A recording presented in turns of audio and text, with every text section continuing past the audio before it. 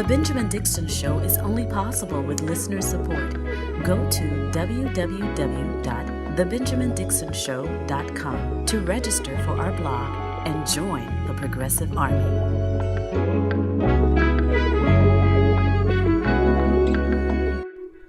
Everybody, what's happening? What's happening? Is my microphone on? Mic check, 1, 2. Welcome. Looks like we're good.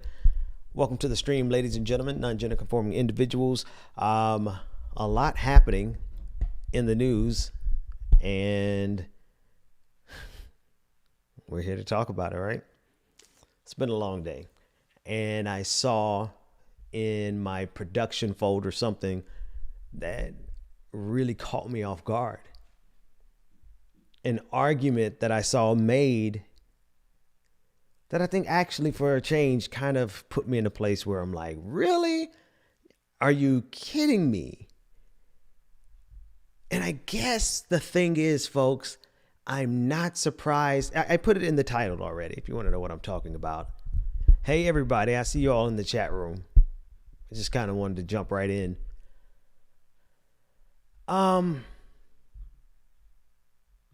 It's not that I'm surprised that people would compare it to slavery.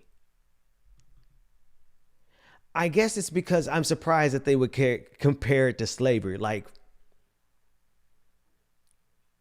us asking you, and maybe I need to watch the video. Maybe I need to, before I overreact, because I don't want to overreact.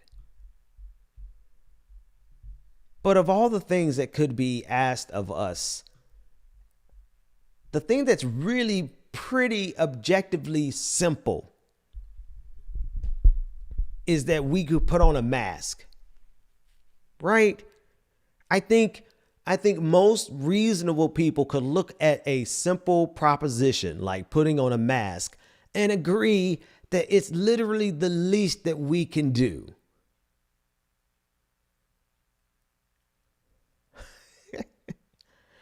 And these clowns say that this is akin to slavery. So no, I'm not surprised because this is the type of America that we're in right now. But I am surprised because you gotta be kidding me. You gotta be kidding me. Hang on, let me just go. Let me zoom in. My eyes betray me. I tell you what, because my eyes are betraying me, I'm just gonna go clip by clip by clip until I get to the one I'm looking for. Let's go. Y'all ready? Let's do it. No, it's not going to change your opinion. You talked about not certifying Detroit, even though you acknowledged that Livonia, a city, by the way, I know you know is 95% white, had bigger variances than Detroit, which is 80% black. We understand, and you now added your name. So I'm not going to try to change your mind. I just want to let you know that the Trump stick, the stain of racism that you, William Hartman, and Monica Palmer have just covered yourself in is going to follow you throughout history. Your grandchildren are going to think of you like Bull Connor or George Wallace. Monica Palmer and William Hartman will forever be known in southeastern Michigan as two racists who did something so unprecedented that they disenfranchised hundreds of thousands of black voters in the city of Detroit because they were ordered to. Probably, I know, Monica, you think Q told you to do it or some other crazy stuff like that. But just know when you try to sleep tonight, that millions of people around the world now on Twitter know the name Monica Palmer and William Hartman as two people completely racist and without an understanding of what integrity means or a shred of human decency. The law isn't on your side, history won't be on your side, your conscience will not be on your side, and Lord knows, when you go to meet your maker, your soul is going to be very, very warm. Thank you. Hey, your boy was 38 hot. I don't know anything about the story. Let's look at it real time. Hey guys, please watch Ned Stabler, a Wayne County board member of canvassers, stuff in a locker. Hartman dude. The two members that refused to certify the ballots for the county. Wow. He wasn't having it. And here's the thing. Let me take that off the screen. I'm going to work my way through the videos until I get to the one. Here's the thing about that. The truest thing that he said is that your grandchildren are going to look at this. I think that's the wild thing about what's going on. It's not as though at some point, unless we destroy ourselves, there are going to be people who can objectively look back at this BS that we have going on right now and make a clear-eyed judgment of whether you were a complete moron or not. And I guess that's completely immaterial to someone who has absolutely no regard for the truth. And I think that's what we need to understand they have a commitment to. They are so committed to their proposition that they don't care how anyone looks at them. They don't care how the future looks at them. They don't care how their children. It doesn't matter. We saw last night that they were willing to be committed to this all the way to death. So again, no, I'm not surprised. I'm not surprised about them comparing it to slavery for the same exact reason we see in this video.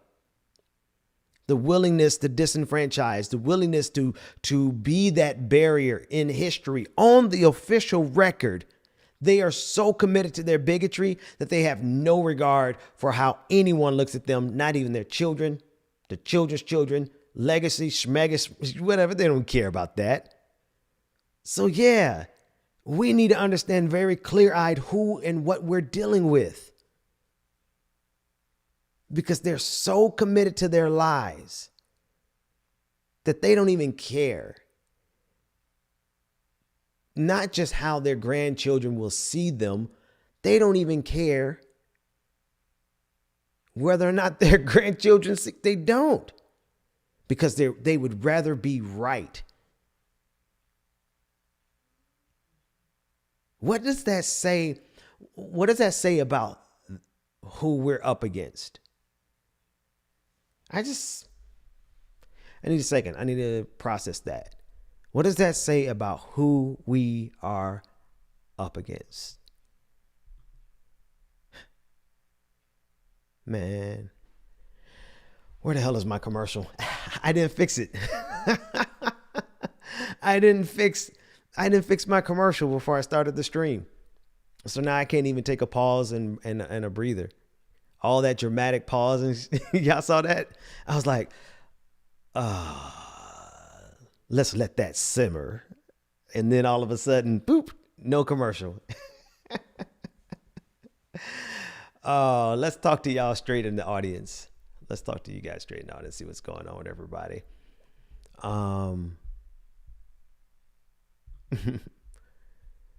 I think we're more about having power and winning than being right. I think it's more about having power and winning than being right. Yeah, I think in this kind of equation, they are 100% committed to power. So whether they're right or wrong, indifferent, the pursuit of power is the thing. So that itself is their victory. Let's keep going. Zealots. I agree. That's the best way to call them. Zealots. Let's keep reading. You believe that wholeheartedly. Very cool. Very cool. They in too deep. Interesting. It's about power. It is about power. Above and above anything else. It's not about the concern. Because here's the reason I ask these questions. I was trying to give you more videos and content. Okay, I'm going to do that. It's all going to connect together in a few minutes. Let's look at this next video. We've been in a lockdown for 8 months now, Tucker. People understand what to do to be healthy. We have been browbeat over the head with wearing masks in public, which I do, by the way, with social distancing, to stay home if you're sick, be clean. I think our people have the intelligence, the education, and the independence to make their own decisions. We are adults. We do not need to be treated as second-rate slaves in our own homes. Oh, she thought she said something right there, y'all. Bruh, look at how she's smiling at the end. She was like, "Oh, I did that." Oh, hang on, I gotta rewind that shit. Play that shit again. Hang on. As second-rate slaves in our own homes.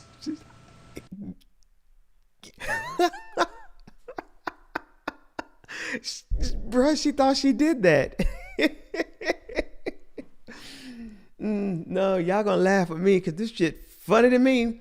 Look at the smile on her face.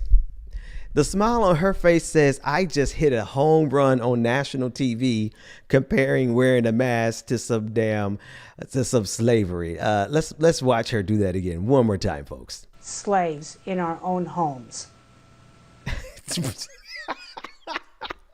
Please tell me my microphone is on. Holy hell. 1, 2, 3, 4. Okay, my mic is on. Can we watch that shit just one more time? Do not need to be treated as second-rate slaves in our own homes. She thought she did so good. Oh, I needed that because she thought she did so good.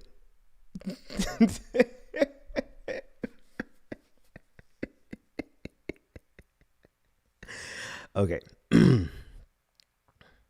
I believe at some point you gotta be honest with yourself, and you gotta be honest with the people around you. Somebody, Tucker, it was up to you. Your reputation was on the line right there. Because she thought she walked away with a victory. And most people on the face of the planet would be like, "Yeah, she's lost her mind." So Tucker, it was your moment. It was your moment to look at America and say, "Ladies and gentlemen, I have absolutely no idea what the hell this woman was talking about." This thing is good. Can I play this one more time? I'm going to move on.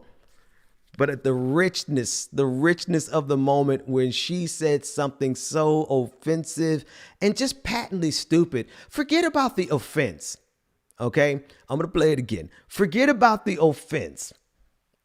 They've been comparing shit to Martin Luther King and slavery. Like that's white folks' favorite pastime. Okay? Forget about the offense. Let's think about the absurdity of it. The fact that she actually fixed her mouth to try to say this, and Tucker just let her ride. So now we have the right to look at Tucker and say, "Tucker, that was a piece of pretty BS moment that you just let slide." Are you going to tell us what she said was reasonable? Because if you are, then we're going to have to regard what you say from here to eternity as BS. And now Tucker has, that's an irrational world. That's in a world where truth actually mattered. But we don't live in that world. We live in a world where she can go. Here it We've is. been in a lockdown for 8 months now, Tucker. People understand what to do to be healthy. No. Let me skip through. No, I'm not going to let her sound reasonable. I'm going to skip through all that BS. Let's get to the point. Wearing a mask is like what? Education and the independence to make their own decisions. We are adults. We do not need to be treated as second-rate slaves in our own homes.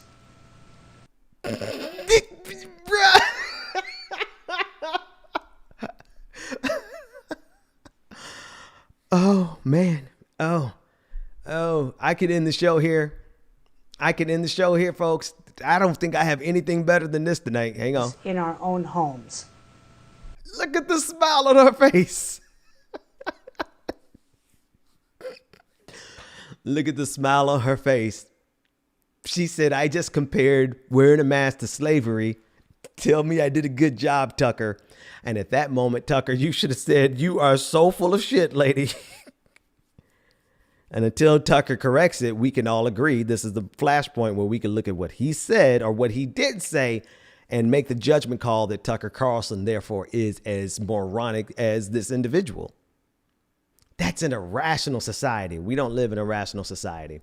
Oh, man, thank y'all so much. Can everybody just give a round of applause to my producers for putting that in the bin for me? Can we get some, I know this is the night show, but can y'all put some acorns in the chat room? Chipmunks up, squirrels up for the producers, because that is quite honestly my favorite video of all time. It is without a shadow of a doubt the fact that she smiled. She sat up there in her seat of confidence and said, look, I poo-pooed.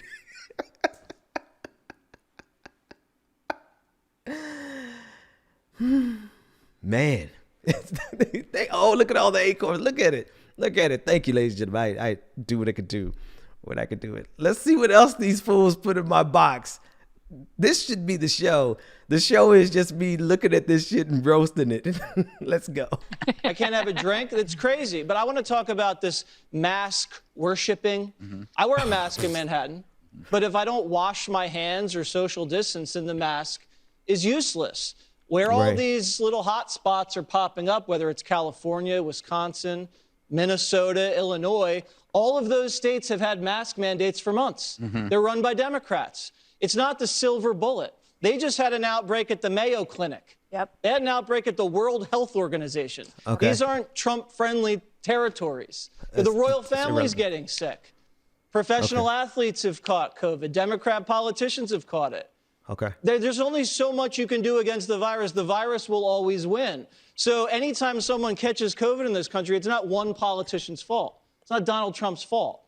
You have to lower the mortality as best you can, and you have to wait for a vaccine, and at the same time, you have to stay clean. But to have these ridiculous regulations around Thanksgiving, when the politicians enacting them aren't following them themselves, it's kind of like having a fat trainer. Why am I taking your advice if you're not taking your own advice?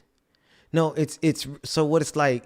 You know, I think he was making two different arguments here. Here's the show. This is what I'm going to do on shows going forward. Like, I want you to see, I want you to see that I'm not full of shit. Okay? I want you to see, because what I'm going to do is I'm not even going to watch these videos. I'm not going to watch these videos. I'm going to listen to them in real time. I'm going to process them, and I'm going to give you an opinion right there on the spot. And if you ever catch me run up on somebody, say some shit like that woman said, where it's clearly, here's a piece of shit. Was it good, Tucker? And I don't call a thing. Well, then hell, then I'm a moron. I'll be watching at the same time as you. Your judgment, you are wise. You could look at these clips for yourself. You don't need me to tell you what you're seeing. All we need each other for is to really look at each other and say, did we see what I thought we saw? And then we can look back at them and say, hey, what we saw was kind of racist. But that's an irrational world. We don't live in a rational world. We live in a world where people are able to make two different arguments in one. Like my friend, I'll give him some props. It wasn't a total shit show. What's this guy named? Jeff Waters, Waters World. His conclusion didn't even follow what he said. Like, he made an entire argument and then jumped to another conclusion. So let's listen to him and put him let's put him through the crucible real quick. I can't have a drink. It's crazy. But I want to talk about this mask worshipping. I wear a mask in Manhattan. But if I don't wash my hands or social distance, then the mask is useless. where all these little hot Cherish. spots are popping up, whether it's California, Wisconsin, Minnesota, Illinois, all of those states have had mask mandates for months. They're run by Democrats. It's not got the nothing to do silver with it. bullet. They just had an outbreak at the Mayo Clinic. Yep. They had an outbreak at the World Health Organization. These aren't Trump-friendly territories. The royal family's getting sick. Professional athletes have caught COVID. Democrat politicians have caught it. There's only so much you can do against the virus. The virus will always win. Boom. That's actually his first argument. And he realizes that I can't really leave it here. I can't leave it here because if I leave it here, then the soundbite that's going to come from this is the virus will always win. But that's what his first argument amounted to. So here, Jesse Waters, I think that's his name, is being genuine to his argument, right? It follows. Everything he was saying, it follows. It follows. And then he realized, holy shit, what it has followed to is me saying that the virus is always going to win. Let's rewind it. See if you heard the same thing I heard. Professional athletes have caught COVID. Democrat politicians have caught it. There's only so much you can do against the virus. The virus will always win. So That's his first argument. Does everyone agree that he kind of started somewhere and he was genuine to that argument all the way to the conclusion? He just didn't like the conclusion. He made a conclusion that based on his logic, he is saying that the virus is always going to win. So why are we going to fight it, Jesse Waters? Kind of wild.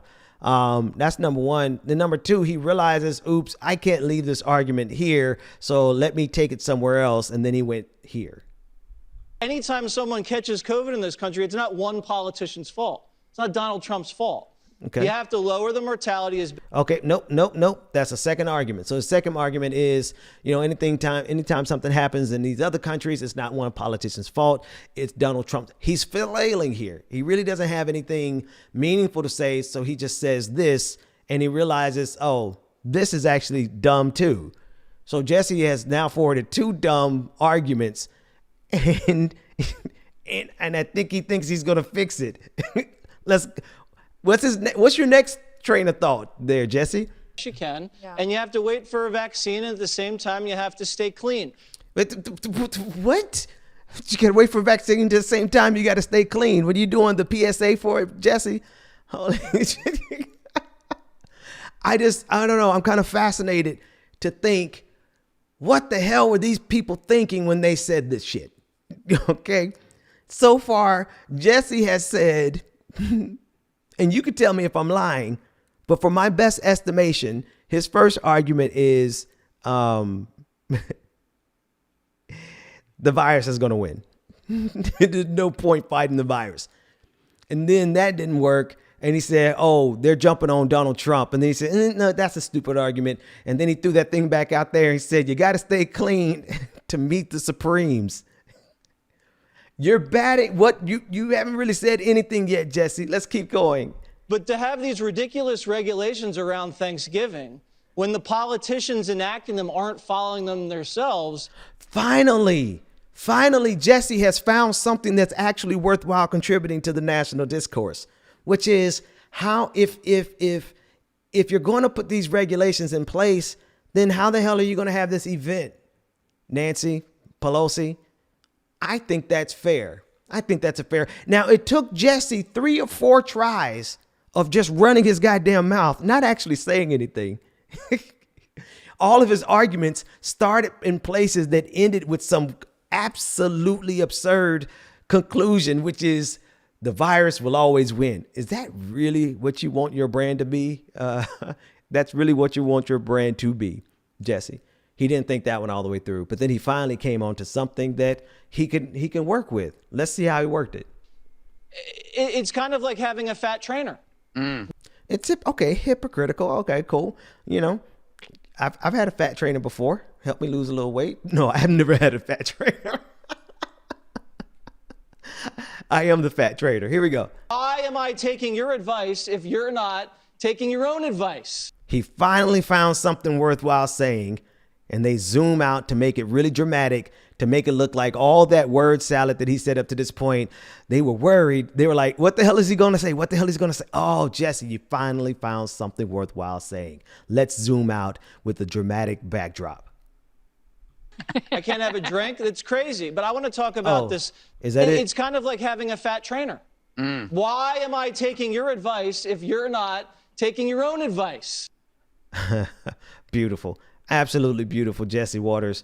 Congratulations. You managed to find your way out of a shitty argument. I'll give you points for that, right? During this rhetoric thing, doing this commentary thing, sometimes you just got to open your mouth and see what comes out. You don't even know what the hell you're going to say. You just know that the clock is on you. It's time for you to say something. So it better be good. It doesn't work out well for people who are operating in bad faith unless they have just absolutely committed to the lie, right? So a person who's operating in bad faith and they have committed to the absolute totality of a lie, they're going to lie at every point, they'll be fine because they'll never have something that they can't maneuver around because their path to victory is a lie.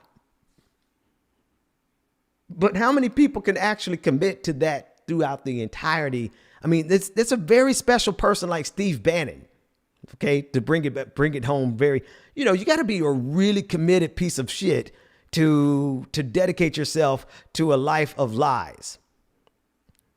And this is their cheat code. This is what Donald Trump represents. Donald Trump is that person who has committed himself to power so much that there is no lie that he's not willing to tell. That there is no truth that he's not. Oh, wait a minute. It's not just Donald Trump. It's Trumpism. It's the Republican Party. They have demonstrated that they have committed themselves to a lifetime of eternal lies. Because if you could look at me and look me in the face and say that it is reasonable to conclude that that asking someone to wear a mask is analogous to slavery, then you don't have a right to look at me and tell me anything else ever again. Like, just period. Like, shut up. What a absurd proposition. But it's a proposition that they are so committed to that they have already demonstrated that they will look you in the face and tell you that they think wearing a mask is analogous to slavery. So it's so absurd that clearly they have demonstrated to us that they are the individual who is committed to a lie.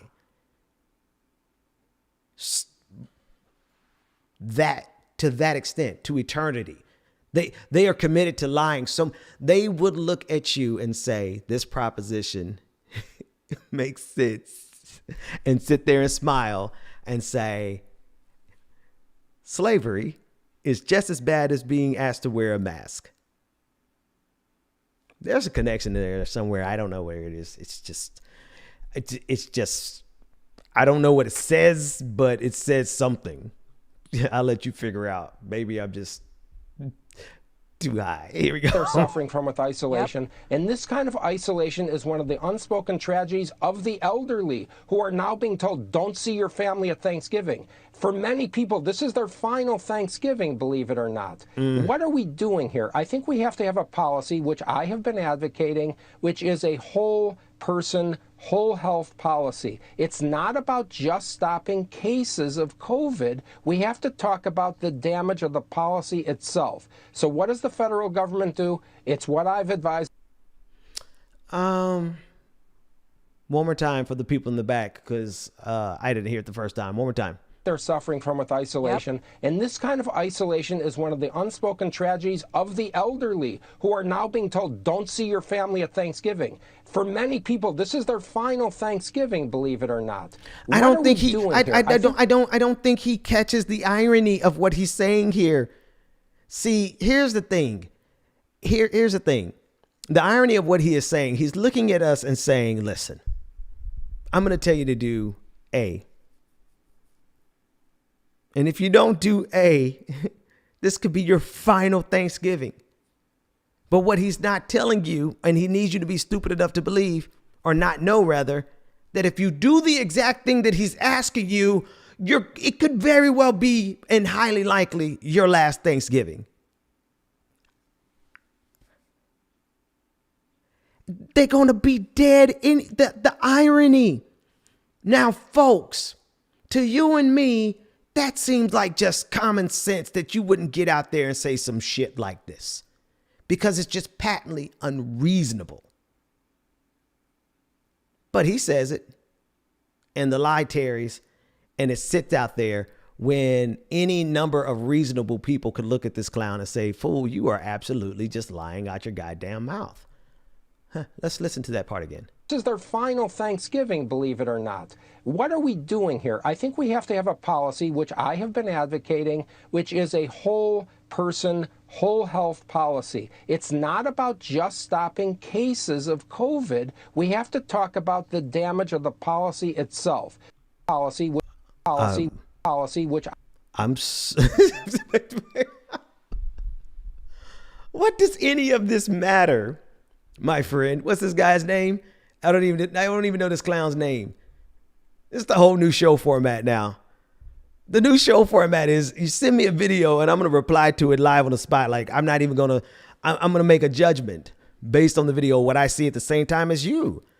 And you come up with your own conclusion, compare your conclusion to mine. And if what I say is true to you, then we good. It's true. But this clown really has propositioned to us. Made a proposition rather. I'll get it out. Saying that if you don't go to Thanksgiving during a pandemic, that this could be your last Thanksgiving. When the truth, I think we all can agree, is actually going to Thanksgiving. See, in a sane, rational world, this clown is so verifiably full of shit that he just absolutely doesn't belong in any serious conversation. I mean, that's how we weed out all these. I mean, we really look at this and just ask a reasonable person. This clown just said that if you socially distance and you stay home and you avoid crowds at Thanksgiving, this might be your last Thanksgiving. Anyone with any reasonable sense heard the subtext yell at us so loud saying, this clown is a moron. Because we all know the truth that if we all go visit grandma, then it's even more likely that this is going to be her last Thanksgiving. I just want to know if people see how easily verifiable it is, whether or not somebody makes a statement, whether or not it's true. In a rational world, but we don't live in a rational world. We live in a world where stuff like this happens. The New York Times reports President Trump has inquired about bombing Iran's main nuclear site in the coming weeks. Jesus Trump Christ. raised the issue during a meeting Thursday with Vice President Mike Pence, Secretary of State Mike Pompeo, and top military officials, including Christopher Miller, the new acting defense secretary. The Times reports the advisors attempted to dissuade the president, warning that a strike could escalate into a broader conflict. But Jesus officials Christ. told the Times Trump may still be looking for ways to attack Iran or Iranian assets before his term ends. Thursday's meeting was held a day after international inspectors reported Iran's low-enriched uranium stockpile is growing again following Trump's abandonment of the 2015 JCPOA. Iran nuclear deal. Iran is enriching the uranium at a level suitable for nuclear power plants, but not nuclear weapons. I've said this about Iran several times, that had it not been for Iran being the rational actor on several occasions with Donald Trump, we would be at war. And I think this is another example, right? Of not necessarily of them being the rational actor, but how they've had to be the rational actor because Donald Trump is the irrational actor. They have been forced into, and you know, the gag is that they probably have been the rational actor all along. If you really consider the fact that the United States overthrew their democratically elected leadership and installed our guy. So maybe, just maybe, Iran has been not the bad guy that people automatically think. Just food for thought. What do I know? I'm just a dude with a podcast. But setting aside that very likelihood, we think about the fact that if it had not been for Iran in this particular exchange with Donald Trump, and Donald Trump pulling us out of the JCPOA, the Joint Comprehensive Plan of Action, Donald Trump creating the conditions for them to enrich uranium at levels that thankfully right now are just power grade, not weapons grade.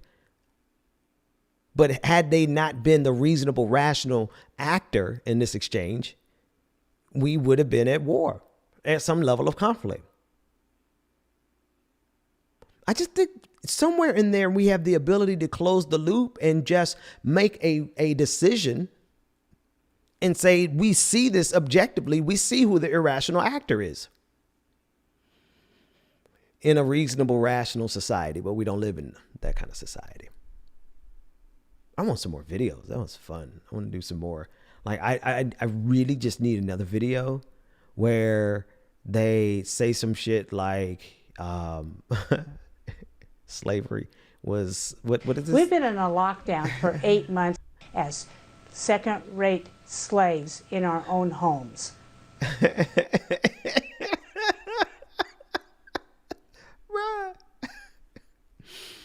She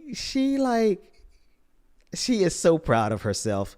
So, ladies and gentlemen of the audience, you be the jury and you tell me, should she be proud of her performance? This is your moment to shine. Everybody is going to see your reply, right? This is your moment to be the arbiter of truth. All you got to do is tell the truth. Tell the truth as you see it, because, you know, sometimes truth is subjective. But we could get rid of the subjectivity out of it, right? Because we all look at the same thing. Now come back with your comments and put your comments in the comment section. Should she be proud? Yes or no?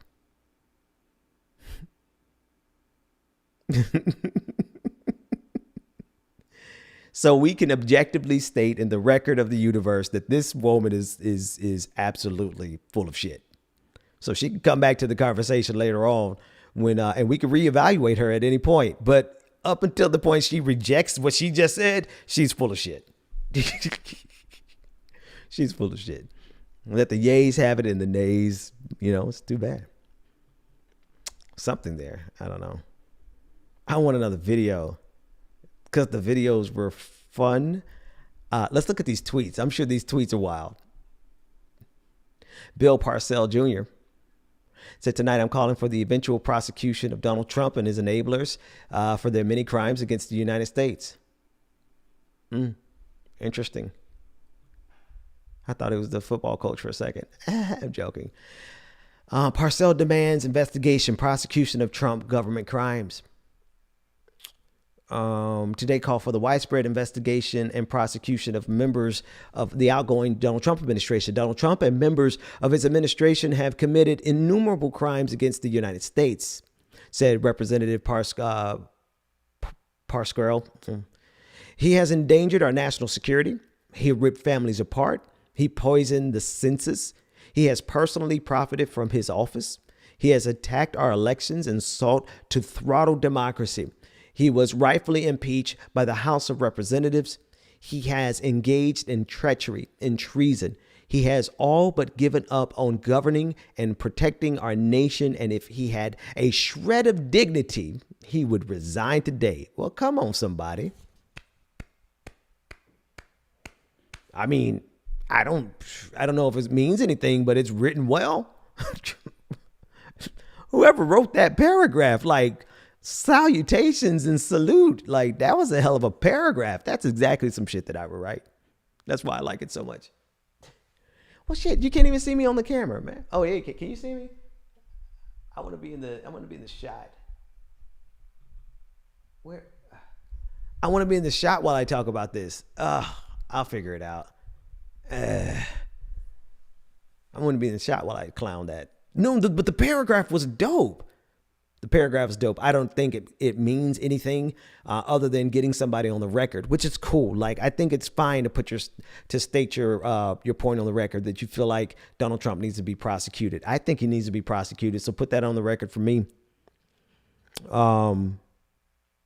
But other than that, I think that's all it is he's just putting it on the record. And sometimes you got to draw your line in the sand.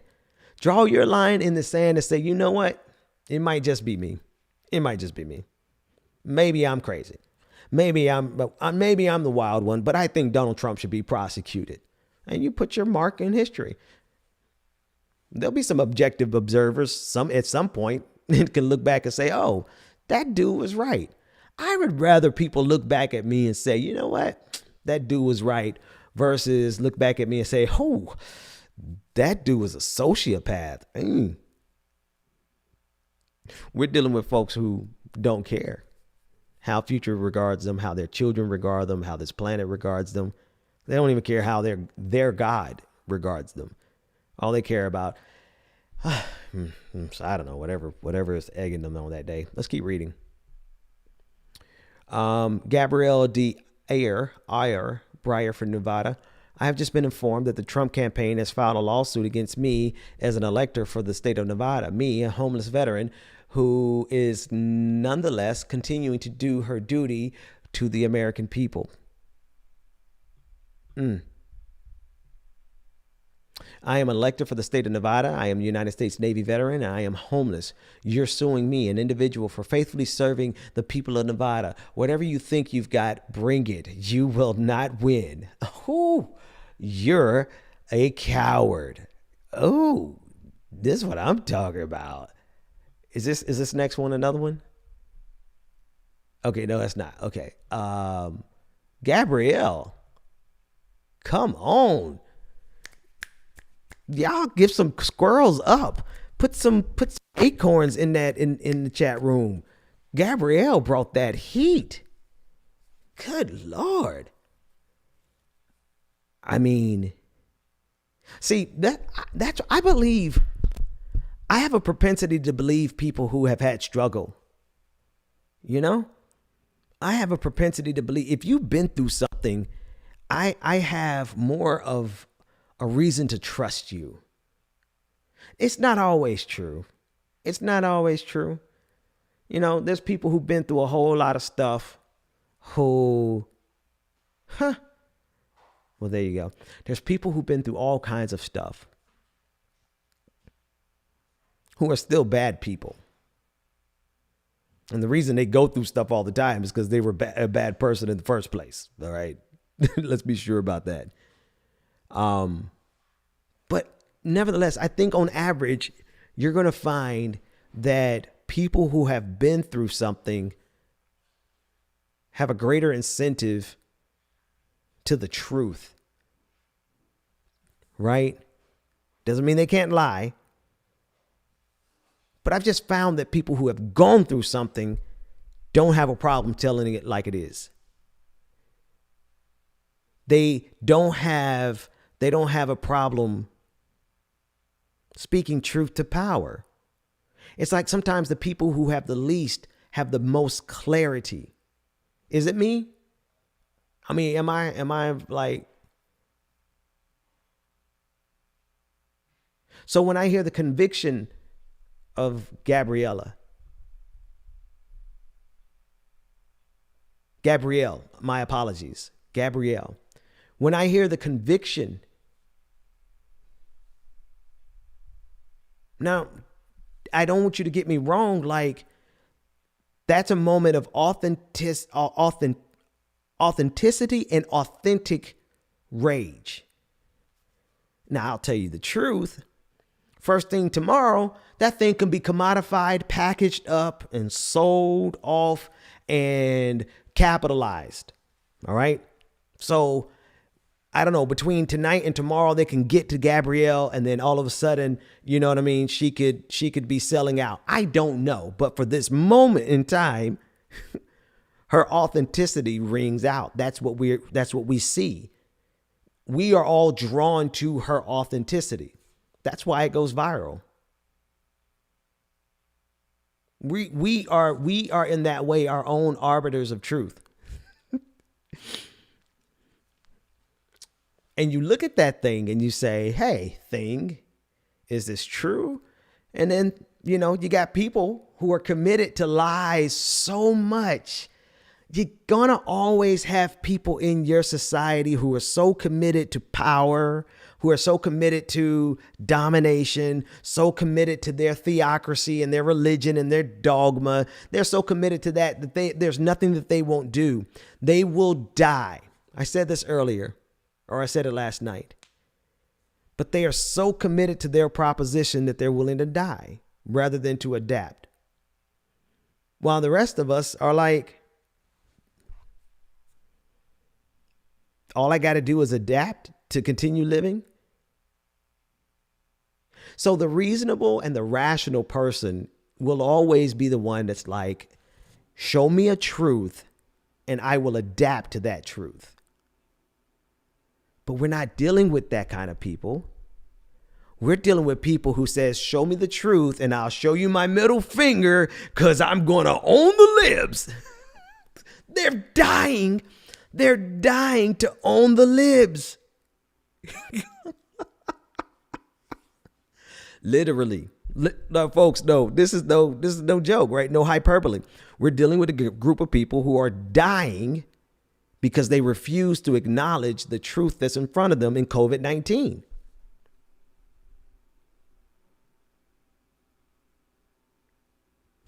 They are dying.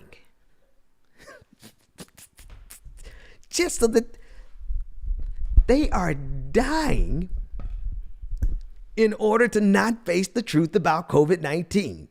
Now, why they don't face the truth? I mean, I blame Donald Trump, but that's neither here nor there. They have a proposition that every reasonable person on the face of the planet could look at and say, you guys are full of shit.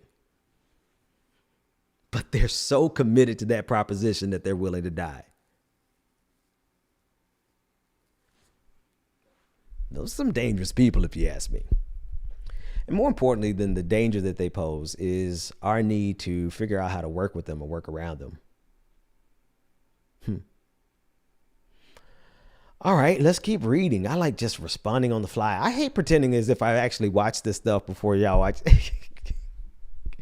Let's just get the most authentic show and the most authentic use of my time and your time. So let's just keep it 100. Listen, most of the time I don't even watch this stuff before I press play. I press play, I watch it with you and I respond. So now I'm just going to be honest about it. My producers set it up. I'm going to knock it out. But I'm always going to guarantee you, my guarantee to my producers is whatever they put in this box, I'm going to nail. I'm going to nail because I'm going to be honest about it.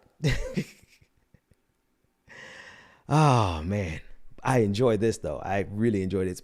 Trying to pretend like I actually know what I'm playing next. I'm like tired of that. I'm tired of trying to pretend like, no. Let's just get a natural 100% authentic response. And if I'm a liar, you get to call me a liar in real time because we see the same thing at the same time. And if I'm telling the truth, then you send me a super chat. And we keep the party going. Ah, man, there's something to that. I'll have it pieced together by tomorrow. Let's take a look at this next tweet. A federal judge has blocked the Trump administration from turning back unaccompanied migrant children at the U.S. Mexico border under the public health order implemented in March. A federal judge has blocked the Trump administration from turning back unaccompanied. Yeah, that's a victory.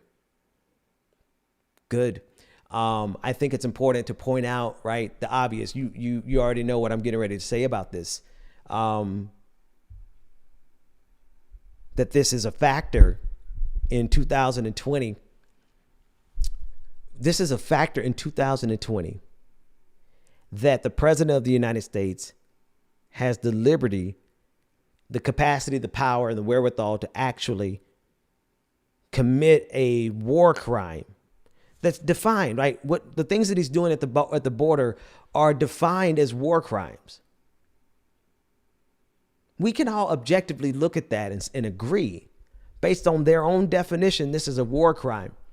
But in 2020, we're having to have a federal judge hold the president of the United States accountable for what we all been knew was a war crime. In a reasonable, rational world, we could easily reject that. Because don't we all see how much of a waste of time it is? It is such a waste of time for us. We have literally spent the last 4 years trying to catch up and keep up with Donald Trump lies. And even when we caught up with these lies, he started telling more lies.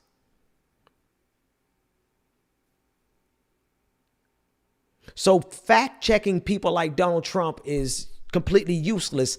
And the reason it matters is because even though Donald Trump is going away, Trumpism is not going away.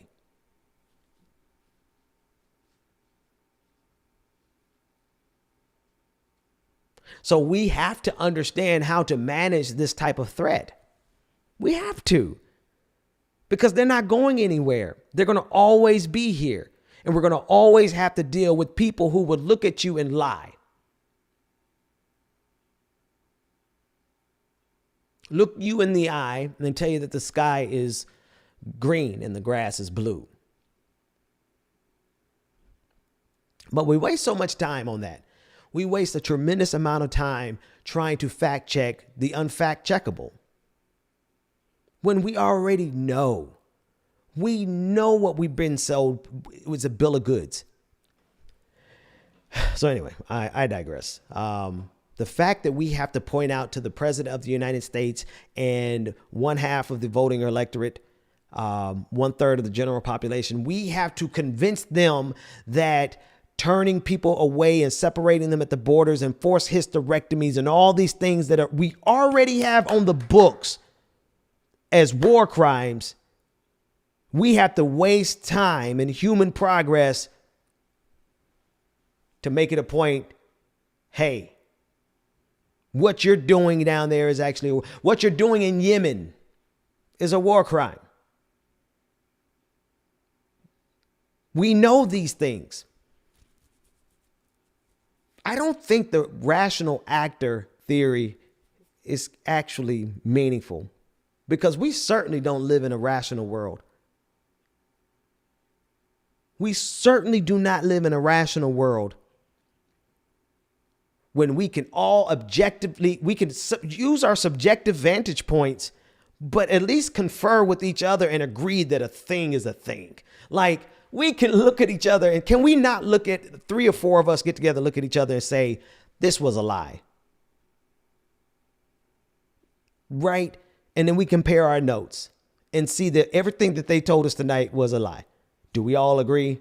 Yes, we all agree. And then we turn and give the middle finger to them because we're like, no, but that's how a rational world would be. So all these theories that we have, and I'm just kind of waxing a little bit here, but all these theories that we have about rational choice and rational actor, I just don't think that we live. Look at 2020. There's nothing about the last 40 years of our timeline that suggests that we are reasonable people. We are not, human beings are not worth the bet that reason is going to prevail. Not based on what we've seen to date. Not based on what we've seen to date. Because we have to spend an inordinate amount of time just so that we can agree that this absurd thing is absurd and that this other observation is true or false or whatever it is. Toni Morrison always said. Now I'm quoting it as if I've heard Toni Morrison say it. I've never heard Toni Morrison say it. I just heard a professor paraphrase Toni Morrison. But now I've said it enough times to where now I can say, Toni Morrison always said. Funny how that works. But she said the point of racism is to waste your time. The point of racism is to waste your time. Well, yeah, I agree. The point of racism, the point of white supremacy, the point of bigotry is to waste your time. Time to do what? Time for them to figure out how they can stay in power, how they can continue to win. They're using that time to plot against you.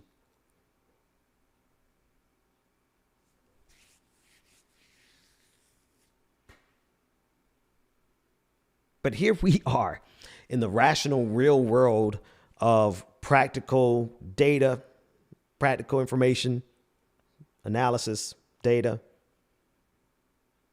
And we can't even agree that wearing a mask is nowhere near slavery. Anyway, that's just the way I see it. Let's keep reading. Hey to all 1,300 of you across the different platforms. Let's see what this one says.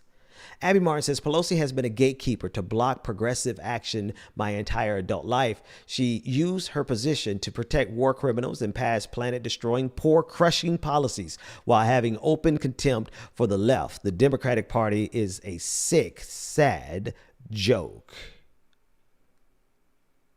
She's responding to the fact that Nancy Pelosi has been reelected to lead Democrats in the House. Okay. Listen, let me say this again. Like listen, writing on Twitter is mwah. If you can write on Twitter, you can write anywhere. Wonderful tweet, Abby. Wonderful tweet. Don't necessarily disagree with you. But I'm not surprised. I'm not moved by the fact that Nancy Pelosi is the speaker again. It's a little too soon for AOC to make that move, but I do think she should. If she doesn't run for Senate, she should run for the speaker seat. And the only reason I think it's too soon is because I believe she believes it's too soon. I'm putting words in her mouth, obviously. That's for her. You know, you can confirm. My best estimation is that AOC would not have wanted to use this time to run against Nancy Pelosi. I think that's a reasonable conclusion. But I think we all can agree that you still have to get going. You still have to move. You still have to move forward. You have to have I definitely don't want them to replace Nancy Pelosi with Hakeem Jeffries. Right? So I'm not surprised. I'm not surprised that they reelected her. Because there's nobody who's able to mount a challenge other than AOC, and that choice is hers, whether or not she wanted. And obviously she made that choice. Clearly she made the choice. So I'm not surprised.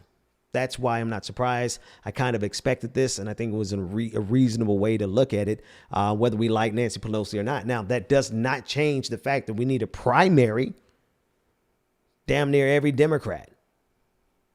Every single Democrat needs a primary challenge. That doesn't change. We still got to win the races in Georgia. That doesn't change. We still got to make sure Donald Trump actually leaves power so Joe Biden can get into power so that we can hold Joe Biden accountable. That hasn't changed. So our work hasn't changed. I'm not surprised by it, and our work doesn't change. Doesn't mean Abby is wrong. Just means I see it differently. But I do agree. She wrote the hell out of that tweet. That was a hell of a tweet. Let's see what this is. Uh-oh. The cybersecurity 202 firing chief leaves Trump unchecked to make false claims about election fraud. Okay. I don't have a way to zoom in on this. If I had a way to zoom in on that, I could do that one. But my eyes, I'm too old for that shit. That one I will review. so I can actually see the content. It's just too small for my eyes. All right, folks, we are at an hour. I'm trying to piece something together in my head. Sorry, I didn't do any commercial breaks. This is one of y'all know. Come on. Y'all know my show is you come here and you get what you get. What you're going to get is you're going to always get my best. You're not going to always get structure. You're not always going to get closing music. You're not always going to get your super chats read. But we'll get to them. Friday night, we are having the Ask Me Any Question. And it is a Zoom where you can all come in, ask your question, and I'm just answering questions all night. And we can answer together. And you can disagree with me. It's for patrons and subscribers on Twitch. Patreon.com/the BPD show if you want to be a part of that.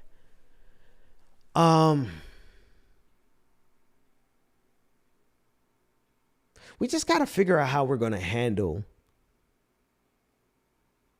these morons. Plain and simple. And we got to outsmart them. Not because it's easy to do, but because we're going to have to work around them. I'm trying to figure out, how do you deal in a society where people have an incentive to lie?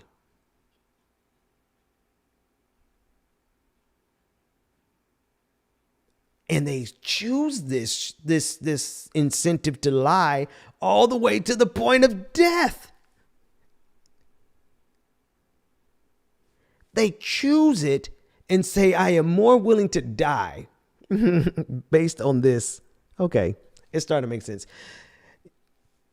There are going to always be people in our society who are committed to the lie. It's just what they do. It's just what they do. In order to protect themselves, they would rather die. They would rather die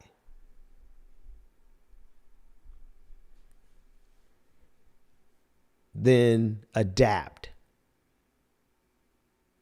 I think you would assume that that would be an absurd proposition, right? If you and I were just in some cafe at normal times, no virus, nothing. Let's just take us back 5 years.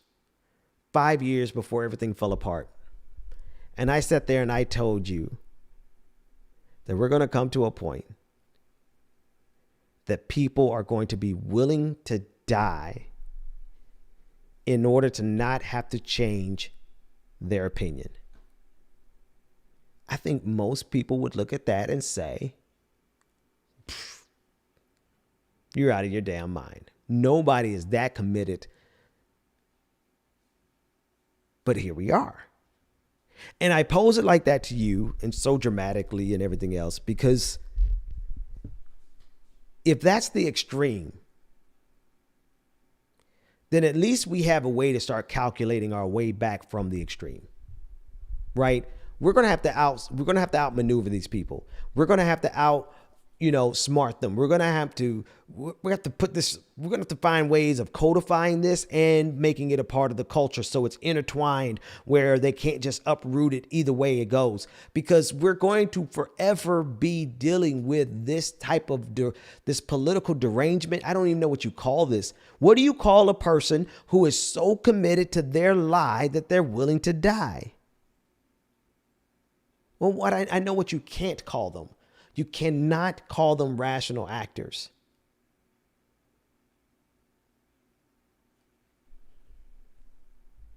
My best estimation, anyway. Cultist, a lot of names. Fanatic, Karen, Killer Cuts. That was the winner. That was the winner. I see a lot of cultists, zealots. It's amazing. So anyway, I just wanted to share that with you all tonight, and it was jumping and screaming from all the material. I think what I am going to show you, though, I'm going to show you a trick every night. work it out with the producers. And we'll do it a couple nights. I don't know if this is going to be the permanent format, but maybe we'll do it tomorrow night. It'll be fun. My producers just throw videos in there. No context, no nothing. And I have to respond in real time. And we look at the same thing together. And if you see what I'm saying is the goddamn truth, you send up some acorns. And if you see me as a lie, call me a lie. And we'll compare notes in the chat room. We're going to do that at least tomorrow. It's a fun game to me. Who are we rating, Twitch? Who are we rating?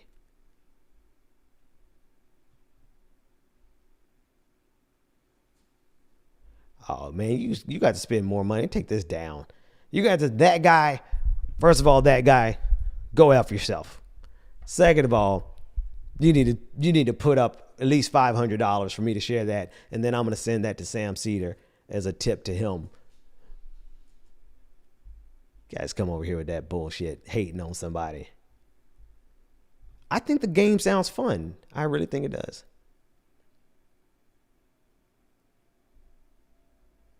I haven't seen that clip, Julie. I'll go take a look at the clip. I have to deal fairly. What format do I read comments? It just really depends on what we're doing time-wise. Tonight we're doing really good on time.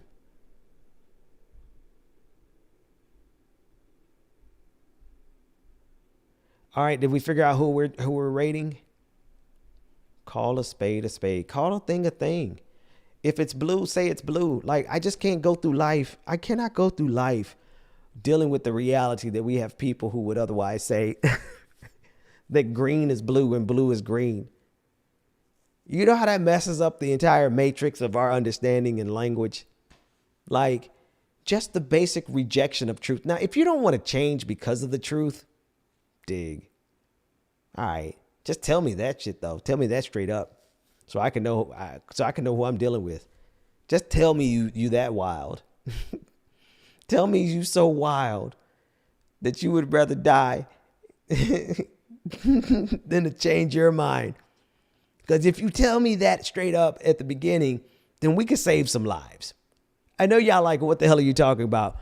But I'm talking about, like, we clearly are dealing with a breed of human being who would literally, I'm sorry it's not funny, but it is funny as hell. They are willing to die for the sake of their ideology, at the expense of, like, they just don't want to change their mind. They just don't want, they're willing to die to not change their mind. I just would like for them to tell me that before I get into a game of chicken with them. Before we do a game of brinksmanship. And I know that's the cheat code, because you can't ever get that if you're in a real confrontation with somebody face to face. But it's got to be more rational actors out here than irrational actors. And so maybe we can't use that as a way of determining people. I don't know if you can even use it at all.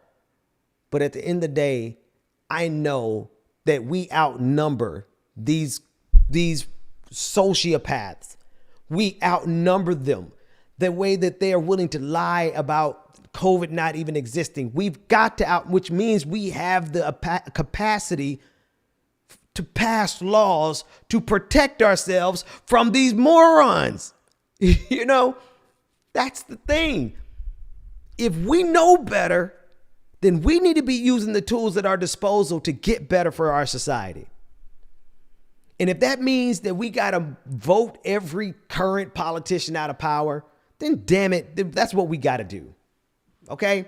If the only way we're going to be able to preserve the future is by just mollywhopping every single Democrat, Republican, it don't matter, raise more money than the devil and primary everybody, then don't we have the responsibility to do that?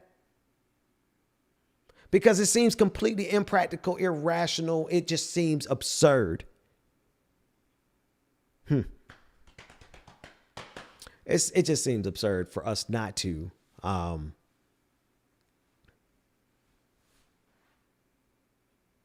wait patiently in line for this crop of Democrats to retire. Because we're not going to have a line much longer. You see what I'm saying? It just seems like the last thing we want to do is triangulate and capitulate to Republicans.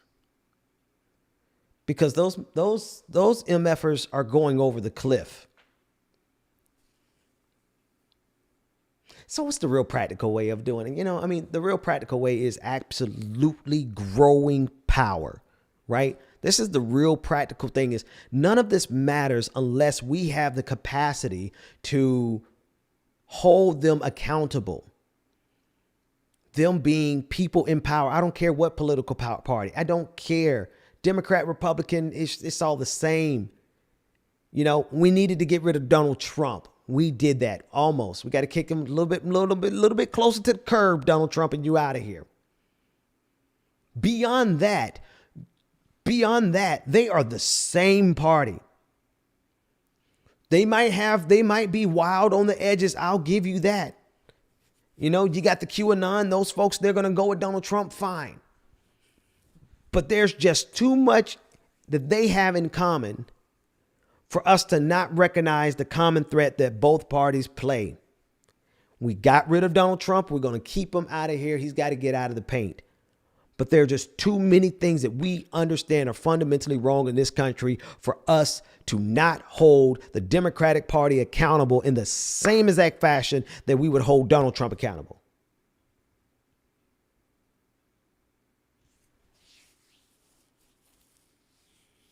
And the only way we can do that is if we have power. Not all the power, but we need power. We need media organizations, which we are doing. Dope. We need organizing organizations, which we have going. Dope. We need candidates. We need donors. We got it. Check. And it's growing.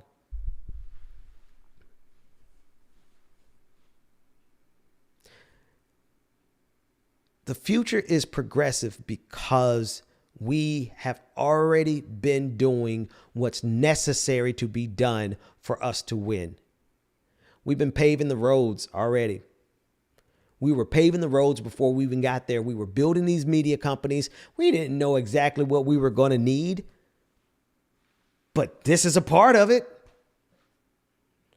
Sam Cedar's a part of it. The Humanist Report, all of these, we don't know exactly the format of our revolution, but we know that this is part of it.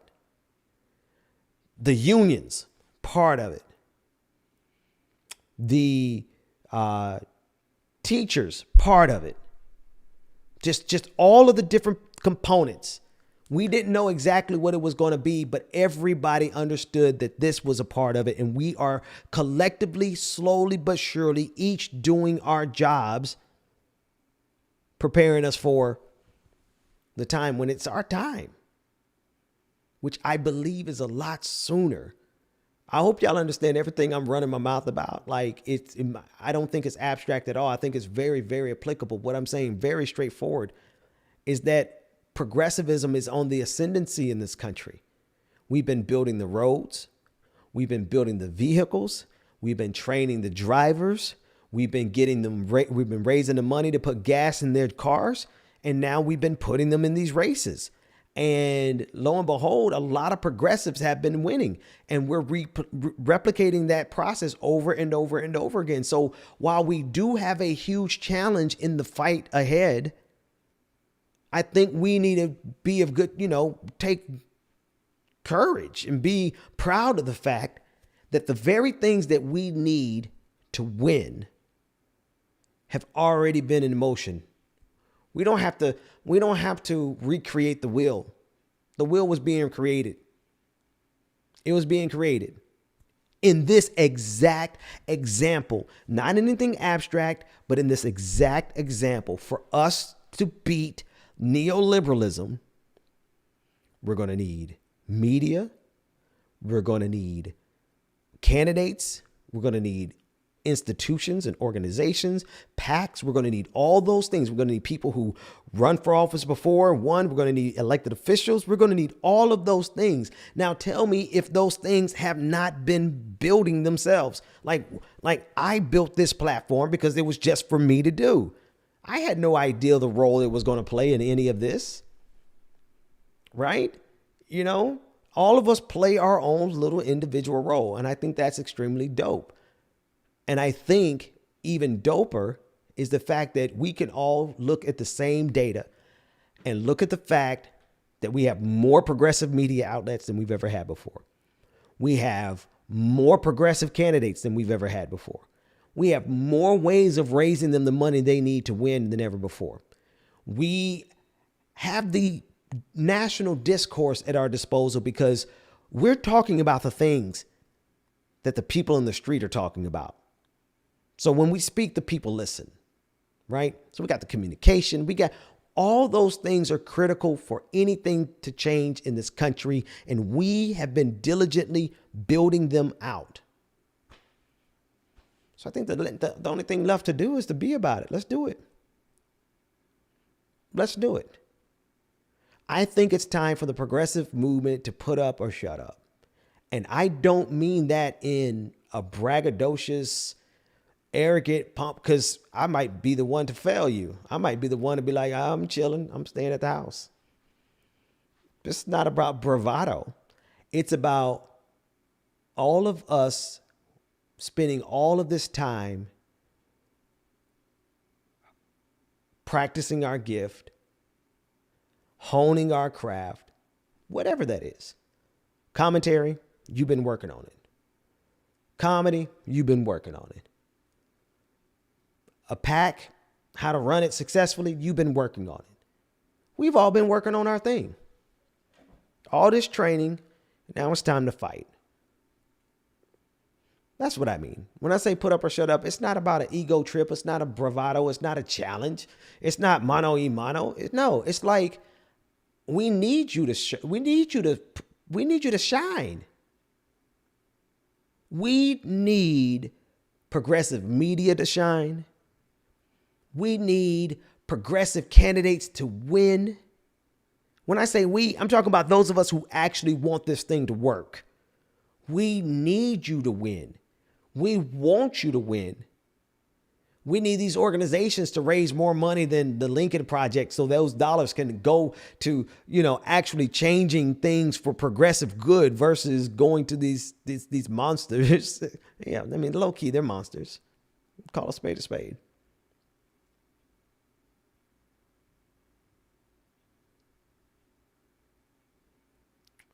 We have a vested interest in each other because the more each of us succeed, the better we do collectively. And the beautiful thing about the entire equation is as we do better collectively, we need to understand today, right now, that all of us play a role in this, that all of us have something to contribute to this. All of us have something to help turn this tide.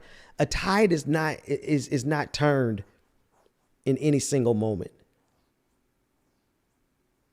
I don't think it's possible for you to find the exact precise moment a tide. Maybe you could mark the time, but I'm talking about the mechanism that turned the tide.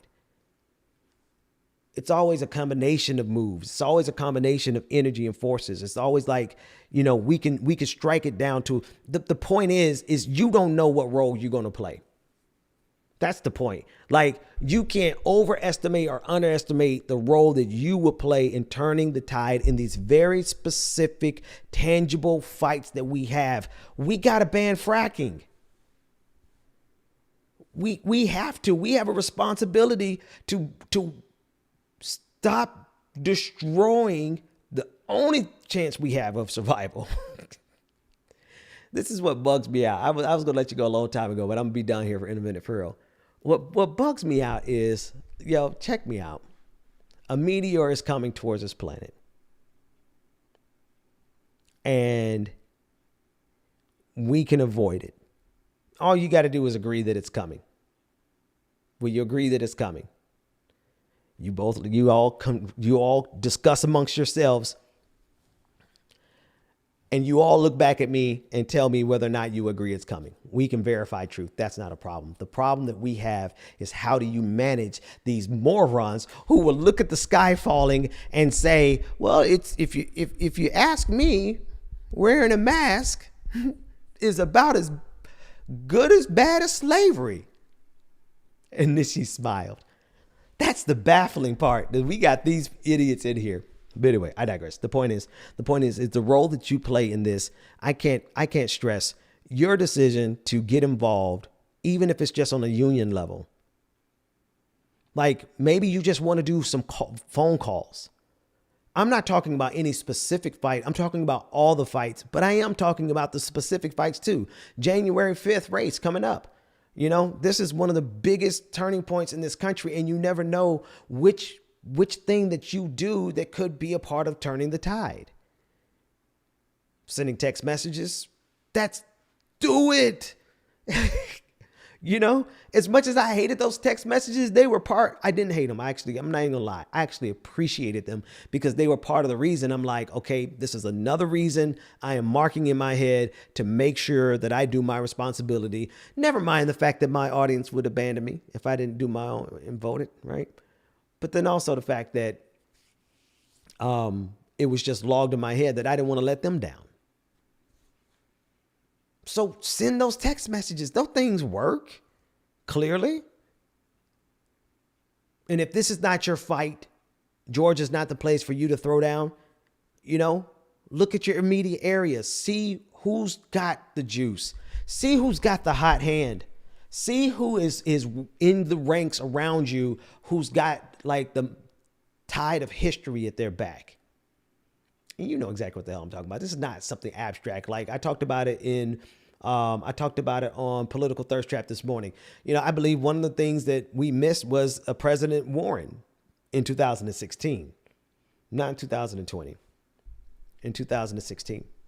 And the reason I feel like we missed it in 2016 is because she had the momentum of history at her back. Like, she had the narrative. She could do what she wants to do. I'm not saying she had to do anything, but she had that momentum in 2015 with Run, Warren, Run. And I think that we needed her to have that moment. And we needed her to seize that moment. I know we're talking about revisionist histories and what if, but I think we can all probably agree that anybody but Hillary could have wanted to. Anyway, I don't want to poke the bear. I don't want to poke the bear. I'll take that back. I apologize to anyone who likes Hillary. The point is every single contribution matters at this point. And I'm not talking about money. I'm talking about effort. And I just think it's worthwhile to, one, get our foot in the door with getting the sociopaths out of power. I know the Democrat and the Republican Party are, and I said it earlier in this episode, and I mean it. I mean it. The Democrat and the Republican Party have too much in common for me. But one of those parties is happily dancing their way to their own graves. So forgive me if I'm like, yay, this is a different breed of sociopath. So we got to get rid of Donald Trump and Trumpism out of power. So we did that. We need to finalize it by getting rid of Mitch McConnell, at least out of that speaker position, House Senate Majority Leader position. So we do that in January with the special elections in Georgia. We get it done. And then we just have a responsibility of doing our part going forward and not spending a whole lot of time asking other people what have they done, and just continuously think about what it is that we can do. Because I honestly believe that the solution to some of our problems are listening to me right now. It's not me. It's those of you who are listening to me, that there's somebody who's listening to me who actually has a solution to the problems. And all you need me to do is tell you to go. Well, get up. Go ye therefore and do your part. Folks,